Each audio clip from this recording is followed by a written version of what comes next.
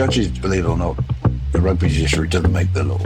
We have to apply the laws as given to us, like others have to apply the law. And most of the time, you're dealing with a player who's just got it wrong. And I ran from across the other side of the pitch to push this person off, and I just got red carded for it because I came from a distance, but because I had open palms, it got thrown out. There you go. System working. Hello and welcome to the Players Podcast, brought to you by International Rugby Players Association. My name is Owen, and as always, I'm joined by IRPA's Chief of Rugby Operations, Conrad Smith, Head of Women's Rugby, Rachael. Now, today we're tackling one of the most controversial areas in the professional game, that is rugby's judicial system. Simply put, that means what happens when a player misbehaves on the pitch, has to face the music. How does the discipline system work, whether it's effective, and whether, as many players and fans would ask, it can be improved. To discuss this, we have a very special guest with us this evening. Christopher Quinlan KC is World Rugby's Independent Judicial Panel Chairman, a highly respected barrister in the UK on the areas of sport, crime, regulatory and discipline. Chris has led and published sporting reviews, and along with his role in rugby, he also held the same position for the Football Association in England. Chris is a very experienced criminal barrister who prosecutes and defends some very high-profile cases, so it's highly unlikely any of us will catch him off guard this evening, but we give it a go anyway. You're very welcome to the show, Chris. Delighted to be here, thanks. Well, I've given a bit of a potted history of you and your involvement in World Rugby and rugby's judicial system. Tell us a bit more about how you got into this, Chris. I started in the RFU in about 2003, a memorable year for us English fans. And I was doing this sort of work with the RFU for about 3 or 4 years, and then spoke at a conference and met one of my predecessors at that conference, and then was invited to apply for World Rugby position, which I did for a number of years, officiated a number of World Cups, and then was appointed to my present role following an open competition at the end of 2016. So I suppose for fans and people listening and players, of course, you're chairman of a panel that is very talked about, especially around big competitions like men's and women's World Cups, Six Nations, etc. Tell us a bit about the judicial system and how it works, and how it goes once a player is red carded or cited. So the system is we have a number of panels. We have 2 panels, a panel of chairs and a panel of panel members. The panel members comprise former international players, referees, coaches, and the panel chairs comprise mainly senior lawyers, some of whom have played the game at a high level and 1 or 2 at the very highest level. People like Mike Mika, who played for Samoa and is also a judge in New Zealand, so he covers all the bases. And then we put together a panel for individual matches, which that's part of my role, is to appoint individual panels for individual matches. So if you take the Six Nations, for example, you've got the games across the competition. I will appoint a panel for each one of those matches. And then if there's a sending off or a citing, that individual panel will consider either the red card or the citing. So thanks for explaining that. I think there is... Or would you agree that there's a little bit of a misunderstanding or a lack of understanding from the wider public as to how much work goes into the off-field, the judicial side of the game? Like those panels you mentioned, a lot of work goes into finding the people that sit on those panels. A lot of work goes into the hearings, and yet often all the people see is a decision that's handed down. Inevitably, there's complaints, people that think it's inconsistent. They see one incident given 4 weeks and one incident given 2 weeks, and they don't see a big difference. Is from your perspective, do you see a lot of the hard work and perhaps why there is that perception from the wider public? Yeah, I don't think that we do enough to publish how these panels are put together and the work that's involved in the teams that decide these cases. So you take, for example, the panel of chairs. Most of those people, as I've said, are very senior, eminent lawyers, deeply experienced in rugby discipline. They're put forward by their unions biannually. And then there's a selection process. So these people are, not new to rugby discipline by the time they get to international level. Some of the quality of the panel members we have is fantastic. Former international referees, Dona Courtney, Wayne Erickson, people who played the game at the very highest level, Stephen Tiblanche, David Croft, John Langford, Fisa, Mike Meeker, I've mentioned, Becky Essex, World Cup winner player. These people know rugby very, very well. And I tried to put together panels for each match that bring together the intimate experience and the knowledge of the people. So I'll have a lawyer who's chairing. Well, I'll try and have a former international coach or referee and then a former international player. So these people know the regulations, they know the law, they're trained, they're experienced at national level. And they're then best equipped, I think, to deal with the incidents that arise. They understand, for example, the head contact process. They're trained on that. They're party to the calibration processes that we work on, Conrad and Rachael, and they're across that which they need to be across. They're not, the old days of maybe people meeting in a committee room and deciding with a finger in the air, that looks like 3 weeks or 4 weeks, long since gone. It's proper training that's involved in this, and the people who are selected know what they're doing. That was going to be a question that I asked around what sort of support and training go into the panel members. You touched it lightly there, but how does that look like if somebody wanted to get involved or you selected somebody? What's kind of the process for them? So if somebody wants to get involved, they apply through their union. So there's a message that goes out to the unions when a refresh is required or there's space on the panels. I think it's every 3 years, maybe every 2 years, that a message goes out to union, put forward your candidates. The candidates then make their applications. They will all be grounded in rugby discipline. They'll all have experience at national level, European level, SANZAR level, and they're then coming through knowledgeable and ready to go. I read all the decisions. I provide feedback to the decisions. So one of the cases in the autumn, I won't tell you which one, but I had now a session with the disciplinary committee working through what they had experienced in that case. They were asking me questions about how would you deal with this, that, and the other, Chris, and I also gave them some feedback on the ultimate decision.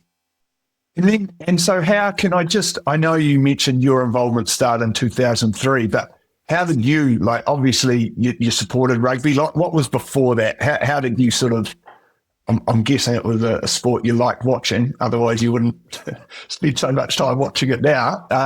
Was there a playing career that brought you into rugby or purely something else?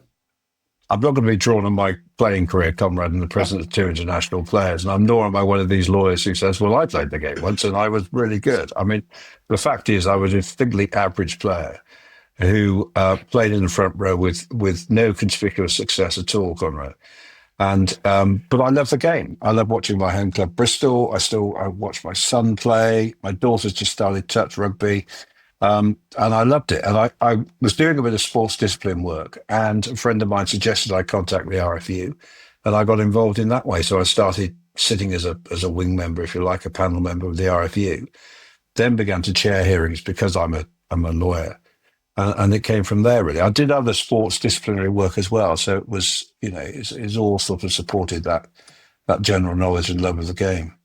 But I mean, I watched grassroots rugby, Conrad, Rachael. I was out at Saturday watching my son play at English National 1. I'm not in the box with you, Conrad, and the prawn cocktail. But do you think it's important? Because I know, and this is there is a point to my questioning around the rugby knowledge of people that sit on, because I hear it and I do my best to sort of counter the argument that they sort of think, these people that make decisions, they don't know the game or they're, removed from the game. But I imagine, and I know from talking to you and knowing some of the people involved, that that's not the case. So there is a real knowledge of the game, and it's actually a requirement, not to have played at an international level, but to at least know the game, not just the law and disciplinary proceedings. That's fair to say? Yeah. Yeah, it's absolutely fair to say. It's bang on accurate, Conrad. I've got the list in front of me of the international panel members, and they've all either played the game at international level or officiated at international level. I mean, so when you're coming, I have, as it happens, chaired the Byrne case in the autumn. You'll remember that case. And I was flanked by as I recall, Wayne Erickson, who refereed at the highest level, and Becky Essex, who was a World Cup winner with England. Now, if those two don't know about the game, then you're struggling to find people who do, frankly. That was the Tygburn case, obviously, from the New It Zealand, was indeed. Ireland match in Chicago for listeners. But Chris, I think Conrad's point and your answer leads to the next question. Why, for so many fans and players, are there decisions made where people go, wow, if they knew anything about the game, they would give him or her longer or shorter, or that should never have got a ban? Why was that 4 weeks when something else was 12 weeks that was similar? Is context king here? Is it, when these panels are sitting, and you've been on so many of them, are they looking at the context of the game? Or I suppose, can you explain what happens when you come together and assess an incident? Yeah, I know the context is king, and I think fact is king and process is king. And sorry to sound like a lawyer, but I'm afraid I am a lawyer. You have to apply the regulations and the rules, and you have to abide by the process and the procedure. And I think often you'll get two incidents that look the same, or two cases look the same, but factually are different. You take, for example, an incident from England earlier this season. In fact, it was in the autumn, October, November, where you have people saying, well, Luke Cowan-Dickie was sent off for a high tackle with a red card. He didn't get a ban. Tom Jordan from Bristol, as it happens, was sent off for a red card for a high tackle. He got a ban. Why are those two cases different? Well, in fact, they're different when you drill into them, because Luke Cowan-Dickie denied that the red card was properly issued. He took issue as to whether or not there was in fact head contact. The panel that heard that case wasn't sure that there was. And Tom Jordan admitted that he committed an act of foul play. There was head contact. It was worthy of a red card. And he'd had a recent ban for a like offence, so he ended up getting 4 weeks. Now, those two cases look different, look similar on the pitch, both red cards, high tackle, but with different outcomes. But that's because the process is followed consistently, and they're factually different. Is it emotion that we need to take out of it then? Because what you're doing is you're looking at facts, the cold, hard light of day, and I suppose fans and players often look at it from an emotional point of view, especially when their team's involved. Well, I mean, of course they look for emotional view. When I'm watching my son's team play at the weekend, or when I'm watching Bristol play, as much as I may think I'm watching as an objective observer, I'm not. I've got skin in the game, and obviously the referee gets every decision right if he upholds my side's point of view. But I mean, we don't approach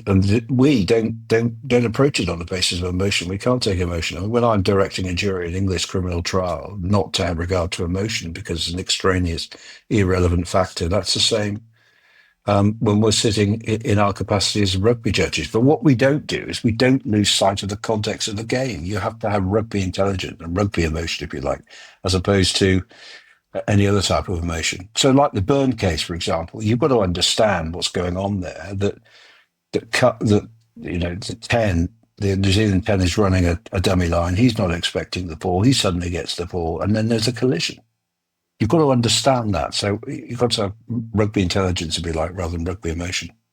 I was going to ask, I know there's been some changes to the process, the sanction process at a World Rugby level that's hopefully going to funnel through some of the different disciplinary processes that we use in different competitions. But the crux of it is often just speeding up that decision-making process, not to the point there where you lose the accuracy, but often making a decision within 24, 48 hours. It's often, as you'll, I'm sure, acknowledge, it's a difficult decision, but if you make the decision and the game moves on, the game is better off that way rather than dragging it out. Is that fair to say? Like, again, as long as we're not sacrificing the accuracy of decision making, but is that an improvement? I know you're involved with this proposal and seeing it through in other competitions, but is there a bit to say about that, just the speed that we can deal with our processes off the field in rugby?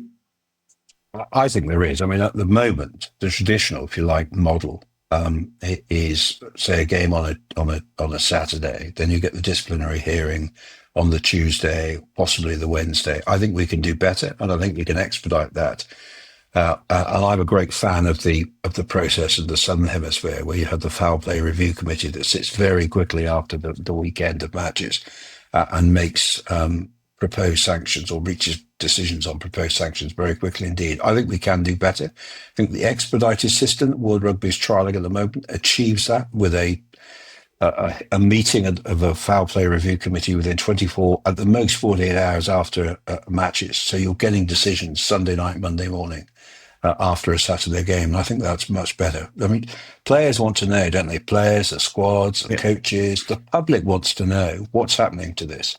And there's a lot to be said for simplifying the process and expediting it. I think you can reach decisions quickly that are the correct decisions without sacrificing the rights, for example, of the players to make representations. Because I know you're involved in football, and that's something they do in that sport. And I think you've said it before, like it's a very simple, and I appreciate it's probably a simpler game. But, you know, again, there's a lot to be said about the way you deal with something, you move on. And now, you know, sadly in our day, the longer you spend before you make a decision, the more opportunity the media has to talk about the decision. More, you know, it's time that the focus shifts away from the great things about rugby until towards an unfortunate incident of foul play. So, again, is there something that we can learn perhaps from other sports around this? Well, I think there is. I mean, if you've heard me say before, Conrad, Rachel, that in football, for example, almost always you get a red card, you're getting a match or three matches, and the fans and the players know what the consequences of foul play is almost before the players left the pitch. Now, rugby is a much more complicated game than football, and I don't think it lends itself to such a simple process, but I think there is scope for simplifying that aspect of it, which will make it a swifter process as well.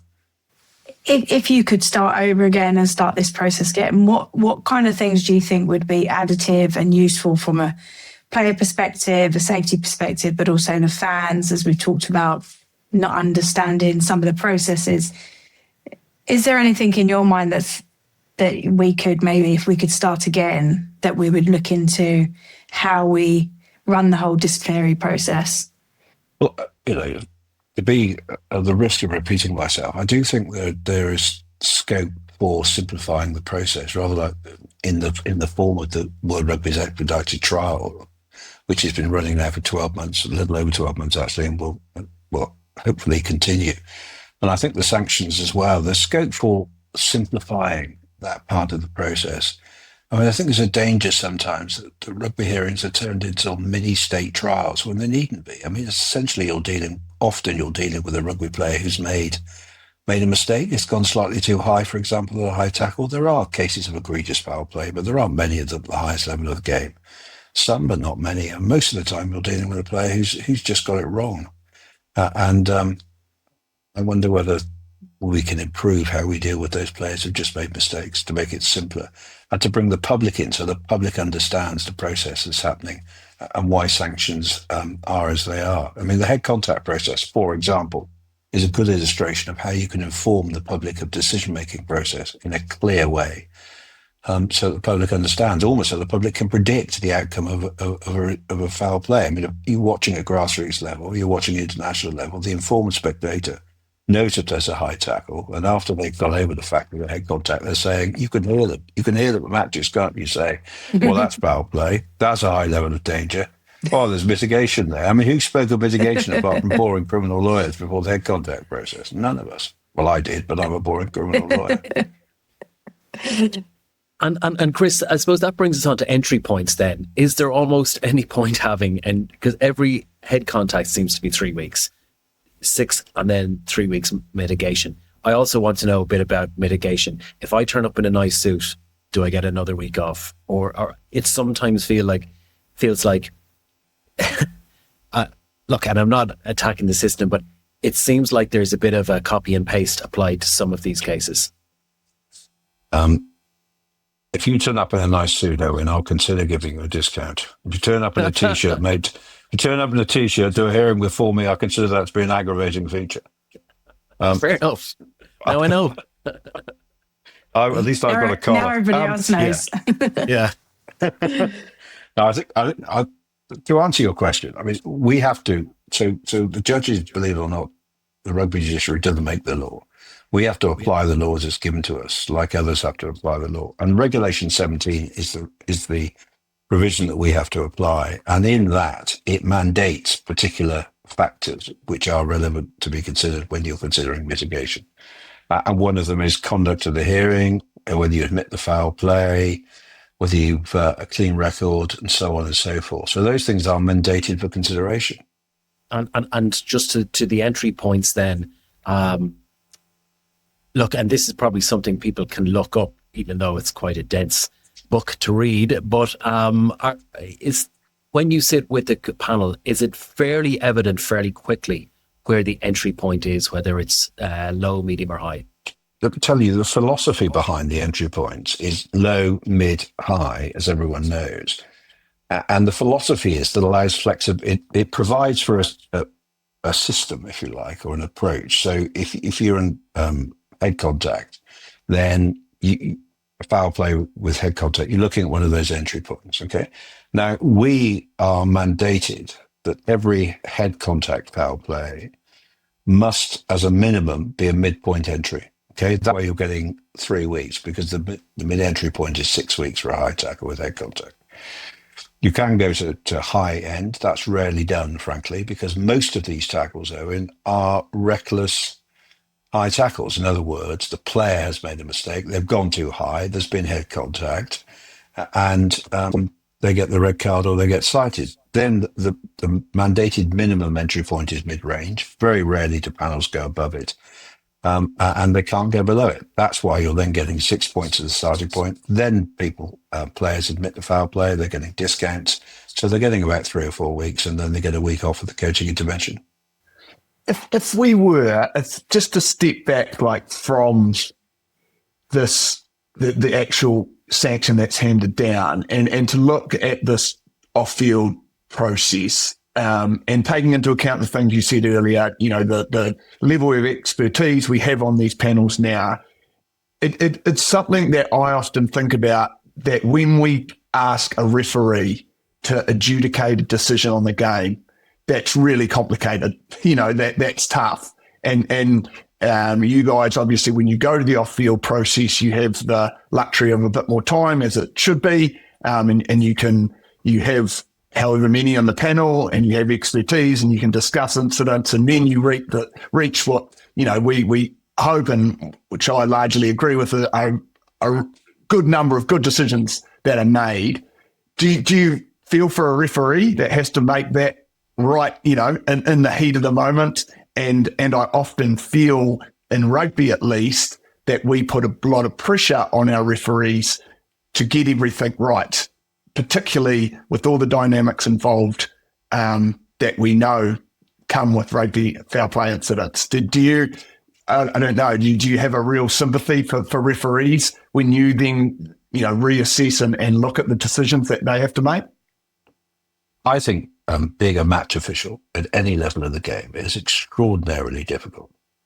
Even at the international level, where you have all the aids that match officials have, they are making decisions in the most pressurized environment, surrounded by experts at every turn who are critiquing their very decision. I think it's very, very difficult indeed for match officials. And of course, we all expect them to get everything right, as we seem to these days expect everyone to get everything right. There's very little tolerance in society generally of people who get things wrong. Heaven forfend that any one of us who ever makes a decision gets it wrong. So yeah, I do have sympathy for them, as I have decision for all decision makers, particularly judges, Conrad. I have a lot of sympathy for judges who have to make decisions. But I suppose my follow on from that then, because I look, we have rugby league here in New Zealand. It's played a lot in Australia, and their approach for this reason, I think, when you talk about incidents of foul play, very hard to adjudicate. So for them, and I'm not saying this was the right approach, but for them, unless it's a clear and obvious, they do the on report, and they actually leave the decision to be made, by the off-field sanctioning group, so that have the luxury of time, that have 2 or 3 days to look over an incident and then hand down the sanction. They don't put the pressure. This is their view. the way they operate. Don't put that pressure on a referee. Let the game carry on. As I say, I know there's pros and cons to this approach, but did you think we're maybe too far in the sense within rugby around wanting or expecting the referee to consider all these factors, make the decision right every single time when the game just doesn't always allow that?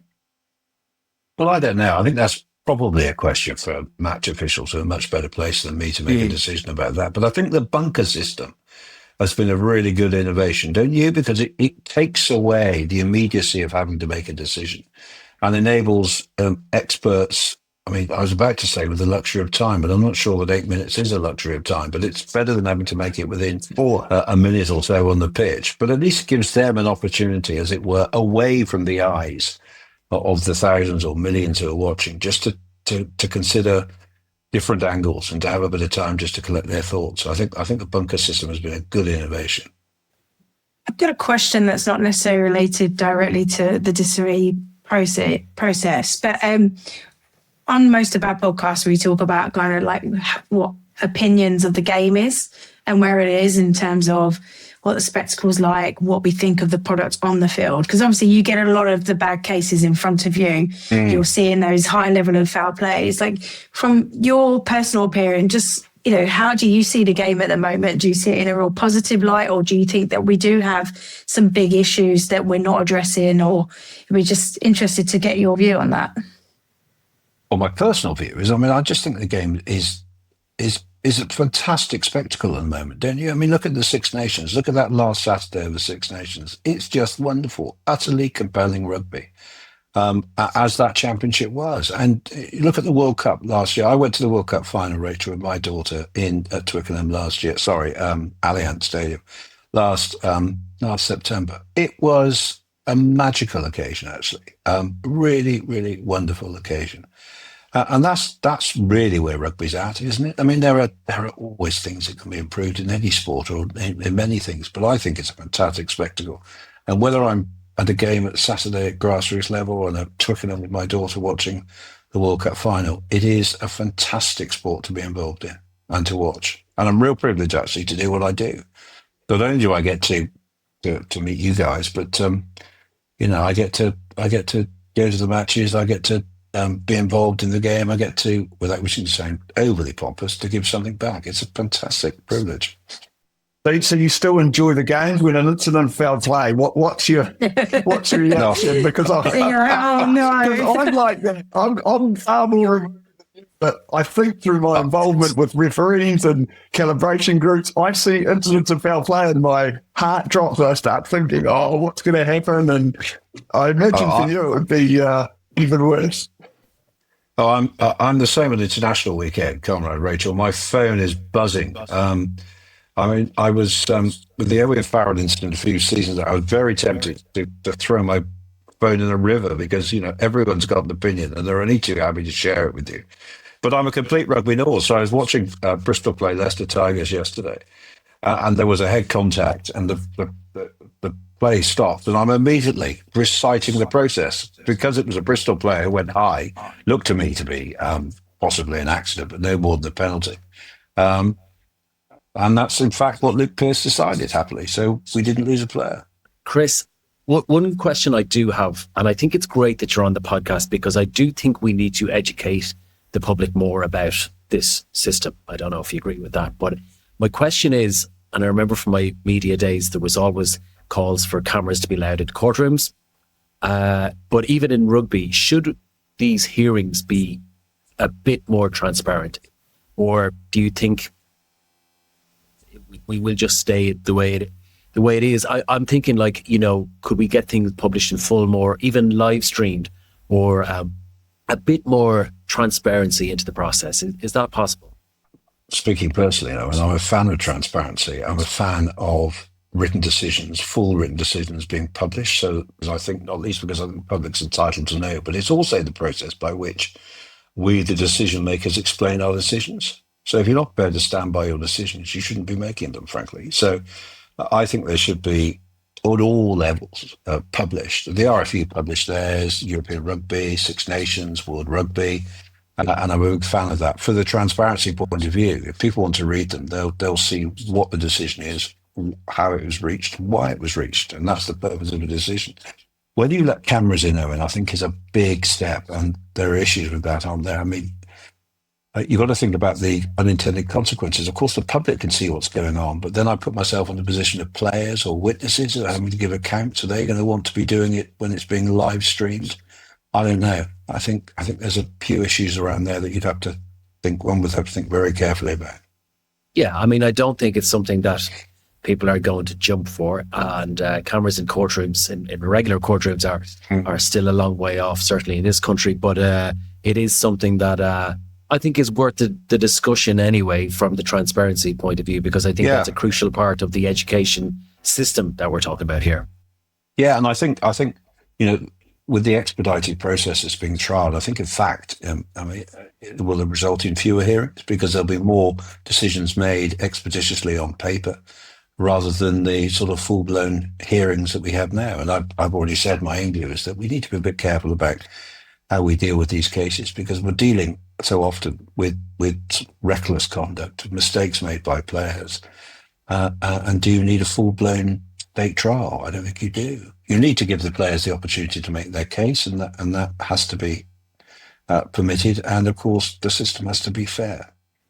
I think the goal, because you did it earlier on, Chris, when you talked about the head contact process and how that's actually one of the benefits is people are slowly understanding the process, like they almost know the steps, not as well as maybe you do, but they start talking about mitigation, they start talking about levels of danger. So I think anything that brings the audience, crowds, I mean, we've talked about referees being better at communicating their decisions on loudspeakers to audiences, and the same could be said, post-match, just what you're saying, like explaining decisions, bringing everyone along, and then, we hope we get understanding, and ultimately we hope we can focus on the great rugby. We talked about it earlier, there's great rugby being played, that this is the side of the game. You have to deal with it. Let's sort of find the ways we can deal with it the best we can. So I think that all leads into that, to have alignment, and a real understanding of what everyone's doing and the parts that everyone plays. I agree with that. Just curious, Conrad, have you ever been in a hearing? No, Rach, I have not. I've received a few yellow cards, which I still dispute, but that's about the extent. What about you? Yeah, I was about to ask Rachel. I've been a witness in one, and I only received one red card, which was because of my mum. It's my mum's fault. So, yeah, but it got thrown out. So the report got thrown out, so I never actually made it to a hearing, so... What's your mum to blame to this? What's seen the referee or whatsoever?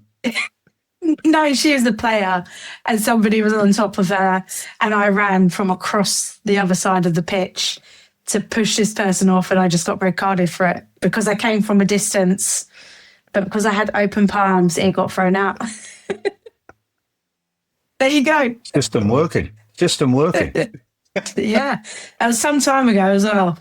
I hope there's video evidence of that. We might have to do some serious discovery to find that. Chris, in your 20 plus years of doing this job, what have been the tricky ones you can remember? The tricky cases that, whether it was from the point of view of kind of a media spotlight or just the technicalities involved, can you remember any ones that really stood out?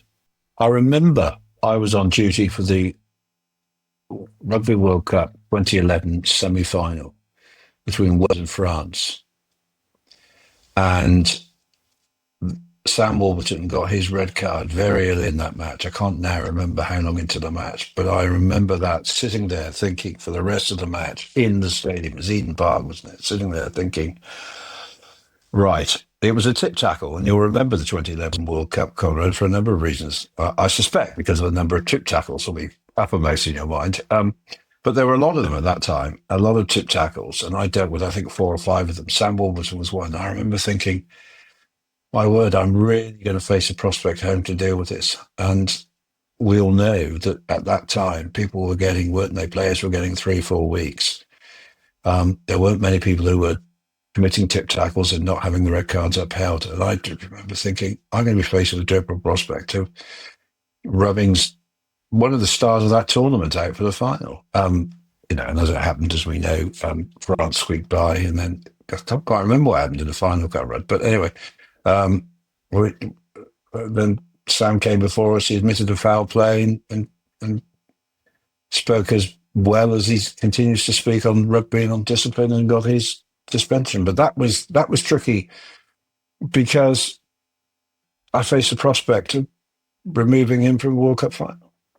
And the easy answer to that is, well, he committed the tackle, Chris, you didn't. But that's not quite what I was thinking. And there have been many other complicated decisions, but I'm not going to go into some of those, or any of them, frankly. Have we got Peter, though, Chris? I'm hoping the answer is, but, have you seen, I think the game's probably become more dynamic. It's becoming faster. We all see that. But do we think, we've talked about some of the tweaks that World Rugby have made, other individual competitions are making around the judicial process. Do you see it improving? Like, I know there's more and more rugby people being involved, and there's some high caliber people you've talked about. Is there, optimism around what you can see around this side of the game? I think there is. And what I'm about to say is not me taking credit for it. I'm just in the happy position of being in the position I've been. But since 2017, we've improved the system in two principal ways. One, it's much more representative than it used to be. Okay, so we have Brenda Heather-Latu, for example, who's a former Attorney General of Samoa. She's one of our judicial panel chairmen. We have an equal representation now pretty much of men and women as judicial chairs, which was not the case before. So at the last two Rugby World Cups, and I select the judicial personnel for the Rugby World Cups, we've had pretty much an equal representation of men and women as judicial chairs. That's the first major achievement, I think. And secondly, we bringing players, former players, referees, coaches into the decision-making process has enhanced it, in my view. I mean, it used to be the case, so 2011, it was simply me sitting alone. Now, whilst that may have had its merits, what it doesn't do is it doesn't bring the level of rugby knowledge into the room that having those former international players and referees does. I think it also, if I may say so, improves, or ought to improve, the confidence in the process. So if someone like Rachael walks into a room to be judged by someone like me, she's going to be thinking, what on earth does he know about the game? But if she rocks in and sees Becky Essex sitting there, then at least you have some confidence that Becky knows the game inside out. And then if you've got a former international referee like Wayne or Daniel sitting there, then you've got those bases covered. So I think those are two important innovations. And if we can streamline the process and make it continue to be fair, but speed it up, then I think we're on the right track. And finally, for me, Chris, on this, what would you say to any players who are maybe coming to their end of their career or have finished in the last few years and are interested in getting involved in this? Because, I think of Stefan Tarblanche, and he's quite involved in these committees. What would you say to those players? I would encourage them. We do need more recent international players. We've got a lot of high quality people at the moment, but it's important, I think, that you have people who are recently involved in the game at the highest level. And we particularly need Rachael, former women international players. So we do need, you can't all be media celebrities, surely.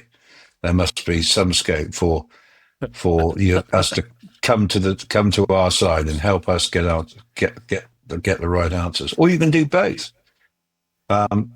Stefan Tarblanche, I think, manages to do both. But there is scope for people to come involved, get involved in the process, make a contribution, and bring your knowledge and your experience to the game and help us get it right, or continue to get it right, I should say. Right.